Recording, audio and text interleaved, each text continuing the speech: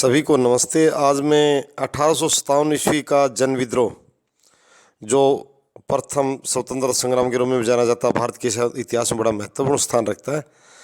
तो मैं आज ये आपसे साझा करूँगा कि 1857 का जो जन विद्रोह, ईस्वी का जो जन विद्रोह था, उसके कारण बहुत थे। राजनीतिक कारण बहुत थे, आर्थिक थे, धार्मिक थे, सैनिक कारण थे, प्रशासनिक कारण थे। परंतु आज मैं राजनीतिक कारणों में से एक कारण पर चर्चा करूंगा। साम्राज्य विस्तार की जो नीति थी उनकी, या कहिए सहायक संधि। सहायक संधि के लिए विवश किया जाता था और 1818 ईस्वी तक लगभग सभी भारतीय रियासतों ने और इसको सहायक संधि को स्वीकार कर लिया था।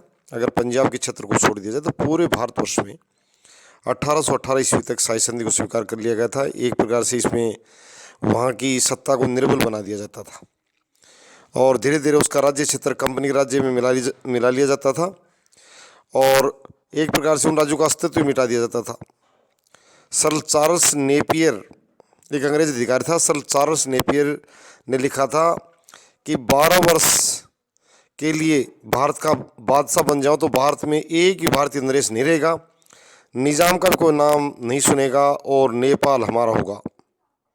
तो साम्राज्य विस्तार की जो नीति थी, ईस्ट इंडिया कंपनी वैसे तो एक व्यापारिक कंपनी आई थी, परंतु पलासी और बक्सर की लड़ाई जीतने के बाद राजनीतिक सत्ता बन गई और भारत में साम्राज्य स्थापित करने का लक्ष्य बना लिया और बड़ी चालाकी व कूटनीति से काम लिया। तो सहायक संधि सबसे बड़ा कारण बनी विद्रोह का। इनके समझ में आई राजनीतिक रूप से कि ये सहायक संधि द्वारा कैसे हमारा सबका विलय कर लिया गया, कैसे हमें गुलाम बना लिया गया। तो ये भारतीय नरेशों को और बादशाहों को समझ में आया। तो ये एक प्रमुख कारण था सहायक संधि के ये, या साम्राज्य विस्तार की जो नीति थी कंपनी की, उससे ने भी विद्रोह भड़काने का काम किया। एक जो दूसरा बिंदु पर मैं चर्चा करूँ, लॉर्ड डलहौजी की लैप्स नीति। जो लॉर्ड डलहौजी भारत में रहा 1848-56 तक, 8 साल रहा वो। तो लॉर्ड डलहौजी साम्राज्यवादी नीति का पोषक था।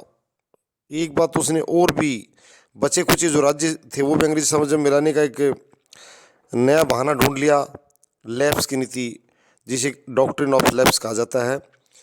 उसने 7 भारतीय राज्यों का विलय यानी राज्य हड़पने की नीति के लिए एक नया नियम बनाया कि जिनके निजी संतान पुत्र नहीं था, संतान में पुत्री नहीं, जो पुत्र नहीं था, तो गोद लिए पुत्र को राज्य का उत्तराधिकारी मानने से कंपनी स्पष्ट इनकार कर दिया। और इस नीति की आलोचना करते हुए बॉम्बे समाचार नामक समाचार पत्र ने भारतीयों मन की बात कही। जब लॉर्ड डलहौजी को कुख्यात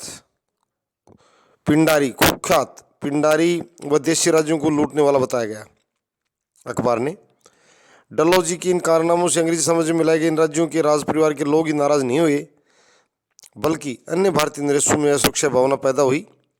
तो जो लॉर्ड डलहौजी की जो ये थी लैप्स की नीति थी, राज्य हड़पने की जो नई नीति बनाई कि जिस राज्य का पुत्र नहीं है उसका कोई दत्तक पुत्र स्वीकार नहीं किया जाएगा और उसके राज्य को मृत्यु के तुरंत बाद और अंग्रेजी राज्य में मिला लिया जाएगा।